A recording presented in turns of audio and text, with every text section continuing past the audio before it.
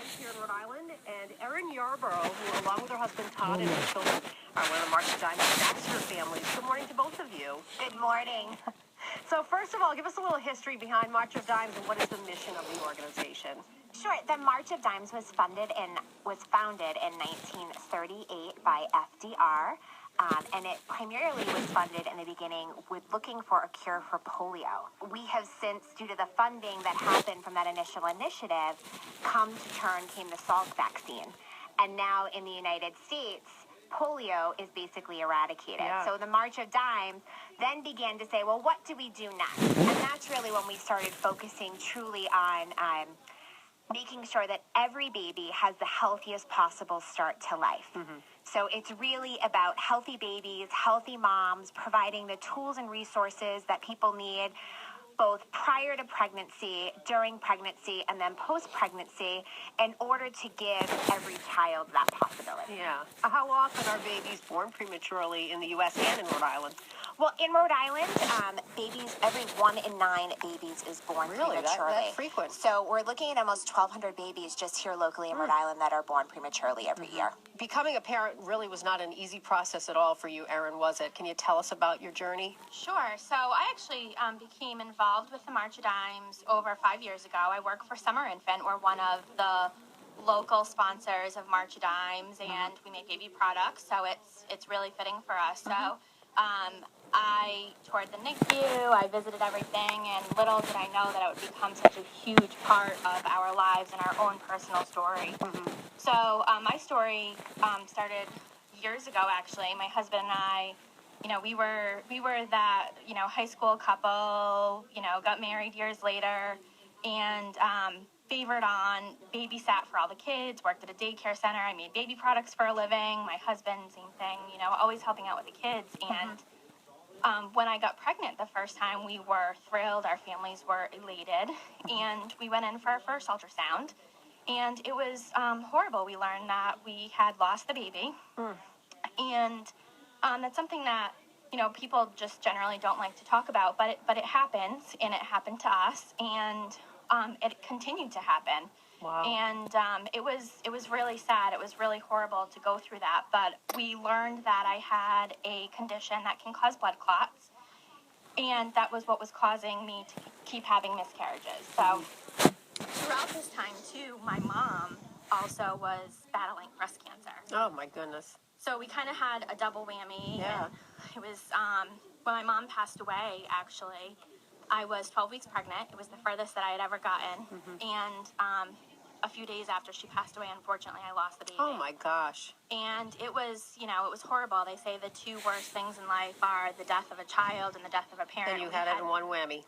In one whammy. And, but throughout all of that, you have a choice. And we chose to keep trying and to keep hoping. And we just felt like this was going to happen to us. And later on, I had a dream about my mom.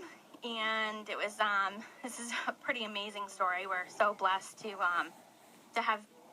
be given these, these miracles that we have. But I had a dream about my mom, and she handed me a baby. And Wow. I woke up that morning, and I found out that I was pregnant with my first son, Elijah. Oh, my goodness. So, you can't, you just can't make those kinds of things up. Yeah. And statistically, up till that point, I had 8 miscarriages. And my chance of having a baby be born alive was less than 0.05%. So the guys at work, they were doing some stats, and that's 1 in 100 million. Yeah, So it's a miracle. It's a miracle. And so I went on to, everybody said, oh my gosh, she's pregnant, don't get too excited. And I said, no, this is going to be different. My mom gave me this child, and this is meant to be. And I had a very high-risk pregnancy. I spent a month at Women and Infants before I had him. I was on blood thinner medication, so I had to give myself injections several times a day.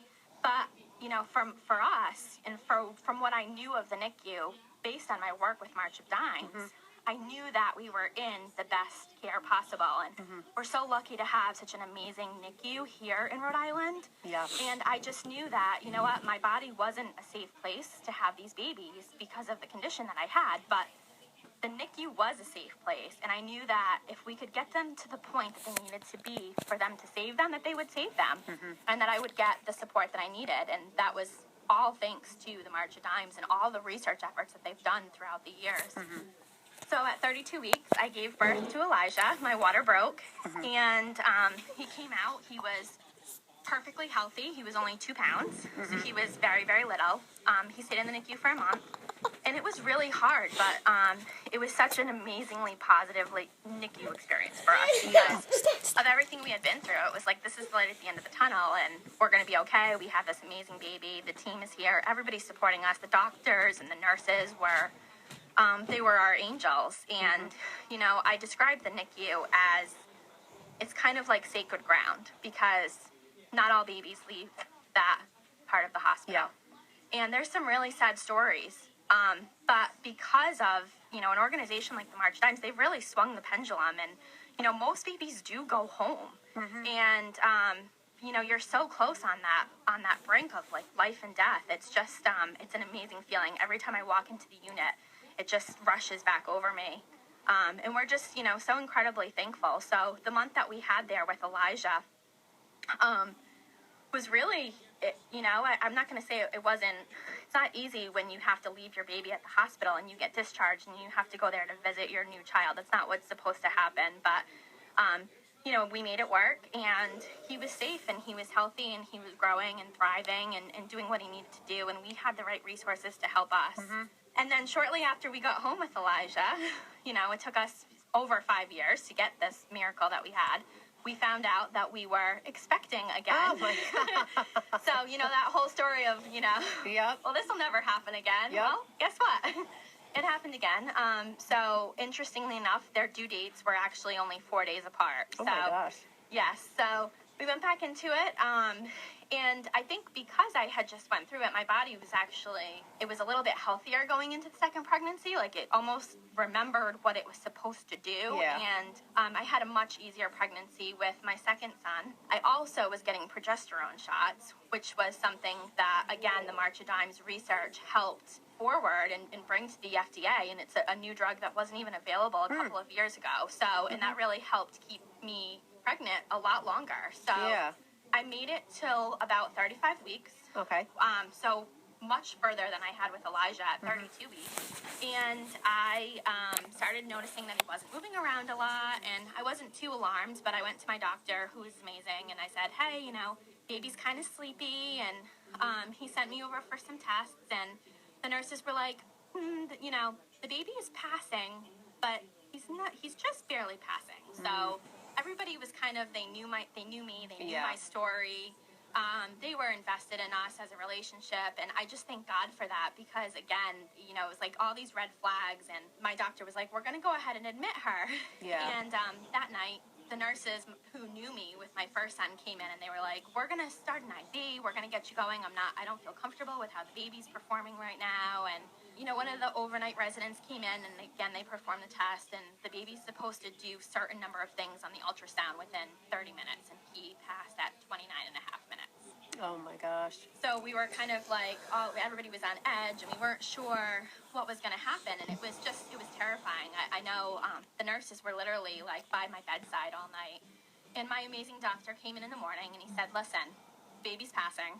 We don't know if there's an issue, but I'm going to send you right next door to the Prenatal Diagnosis Center at Women and Infants Hospital, and we're going to just check the umbilical cord and see what's happening. And so I did. I went right next door, and they checked the umbilical cord, and what they found was that the umbilical cord, because I throw blood clots, that's one of the first places that the blood clots will happen. Really? In the umbilical cord. So what had happened was something called reversed end diastolic flow, and what that really means is my body was sucking blood from the baby. Oh, my goodness. Wow. He was within minutes of dying. The maternal fetal medicine professional who was on charge, she came over and she said, Erin, I don't want to alarm you, but I'm trying to determine if this baby needs to come out in the next 10 minutes. And, you know, people, you know, literally rushed me. They called the OR. I called my husband in hysterics saying, you need to get here now. And he's like, I need to go. I'm like, no, you don't understand. Get right to the hospital. You're going to miss this.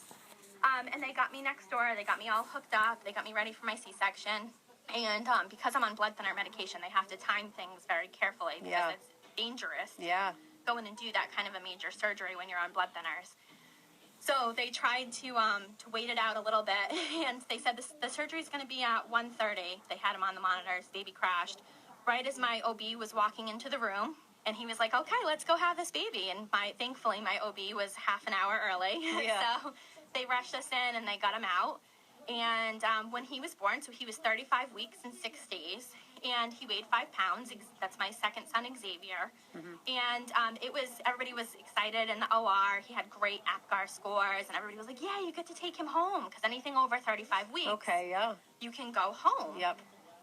So we were just thrilled that, like, wow, I'm going to get a take-home baby. We didn't experience this. We don't know what it's like. Yep. I have a 1-year-old at home. Yep. Thank you. So we went into the recovery room, and my husband left to go get my 1-year-old at the time. And I had this baby in my chest, and I was just, it was just such an amazing feeling to have that bond with him, because my first son, at 2 pounds, he was whisked away to the NICU. So I didn't even get to see him for almost 2 days because I was very sick as well. Then all of a sudden I looked down, and this beautiful brand new baby on my chest turned blue. Oh, scary. Wow. Very scary. So I picked him up, and I didn't panic. I don't know why I didn't panic, because I think most people would, but I picked him up, and the nurse came over, and I tapped his foot, and he started crying, and we just kind of like looked at each other, and she was like, "Okay, let me call PD in.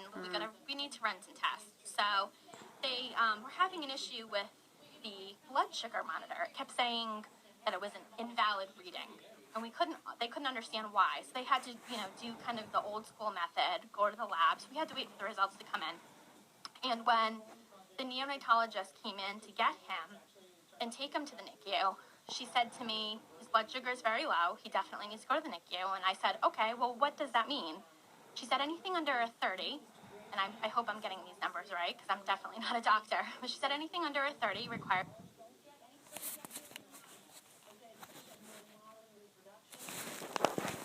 No.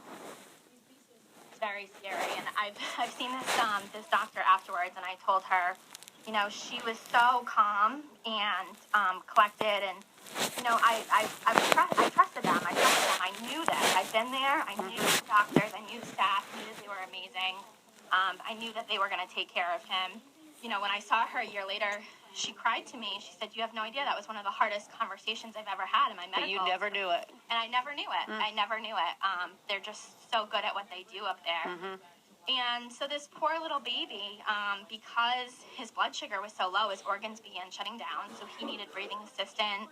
They thought he had a heart murmur. It was really because his heart was just beating so hard because his blood sugar was so low. And they had to prick his little feet every half an hour to take his blood sugar. And his feet were black and blue. And it got to the point when they were doing it, he wasn't even crying because he was so sick. It was horrible. And I had a 1-year-old. Yeah, so yeah, right. I'm like, and I had a C-section, so I'm trying to recover from this. And you just had a baby. Your emotions are, through the roof. And, again, like March of Dimes, they saved us. It was like, I knew that everything that they had done up until then really had helped give these boys the chance that they had to be born in the first place.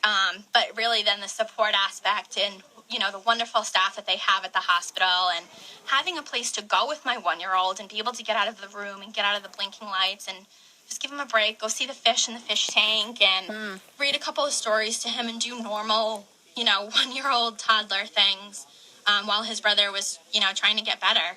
So we were there for 15 days with Xavier before we went home. Yeah. It was kind of like, when we got home, it was I just felt so grateful for not only the staff at Women and Infants, but for the March of Dimes. And we had a nurse who discharged us, and she said she was getting ready to retire. And she said, "You know what, Erin?" And I had her with both sons, so she knew me very well. She knew my whole story. And she said, "Erin, I just want you to know at the beginning of my career, which I think had been 30 or 35 years, she said, babies like yours didn't make it." Yeah. And she said, "I just feel so blessed to be retiring and watching somebody like you go home with these children that you deserve and these miracles that you were granted." And she said, "I just feel like I can retire on such a high note because of that." So, but it stuck with me. Babies like that didn't used to make it. Yeah.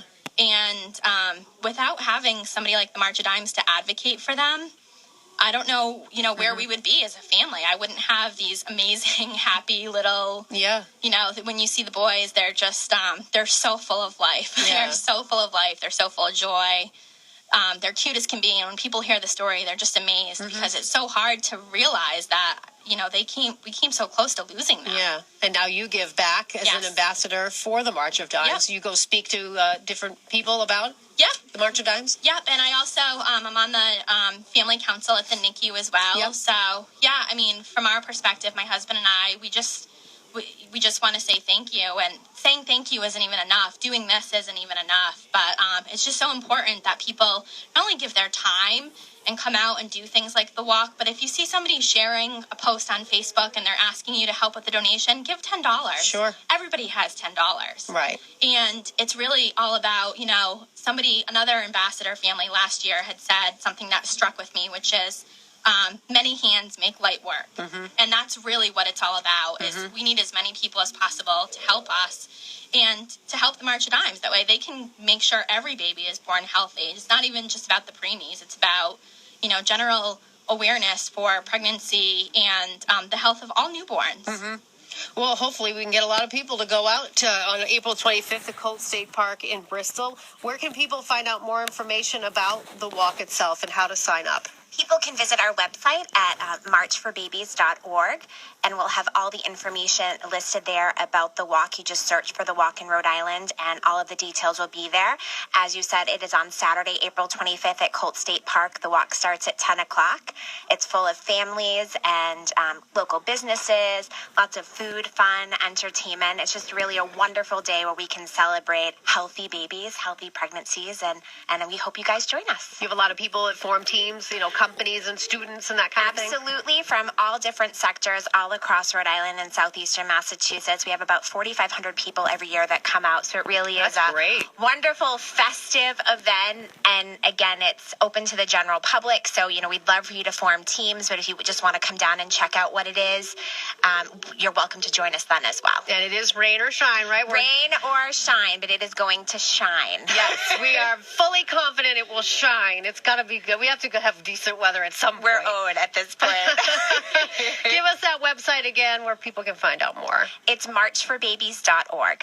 Well, I really appreciate you, Erin, coming in and sharing